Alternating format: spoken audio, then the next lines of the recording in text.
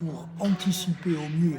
une situation qui pourrait évoluer dans un sens négatif, il vaut mieux, à titre conservatoire, mettre en œuvre les mesures qui ont été définies hier pour la seule ville d'Ajaccio, les mettre en œuvre à l'échelle de la Corse tout entière pendant 14 jours, également pour se donner le moyen, pendant ce temps-là, de faire monter en puissance les capacités d'intervention de notre système sanitaire, qu'il soit public ou privé. Il y a évidemment un risque de saturation, avec là aussi des traits objectifs qui justifient une différence de traitement par rapport à un territoire continental français. D'une part, nous avons une population âgée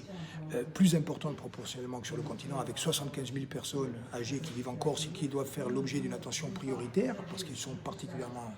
vulnérables par rapport à ce virus. Et d'autre part, une organisation des soins qui est moins structurée que sur le continent, avec d'un côté un secteur public qui peut arriver très vite à saturation malgré les efforts qui ont été faits, et notamment par les personnels soignants et les directions des différents hôpitaux,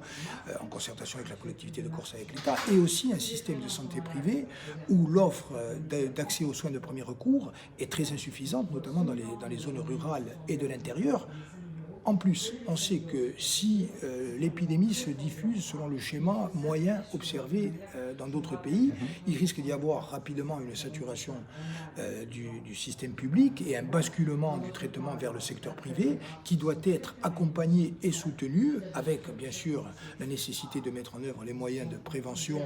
pour les personnels soignants qui interviennent auprès des personnes possiblement contaminées, les masques, le gel hydroalcoolique, l'organisation du travail, l'organisation des soins. Et tout ça doit se faire de façon renforcée dans les jours à venir, notamment, et c'est aussi une des mesures que nous proposons dans le plan, en associant plus étroitement la représentation des professions médicales libérales à la décision, à l'analyse et au déploiement du dispositif.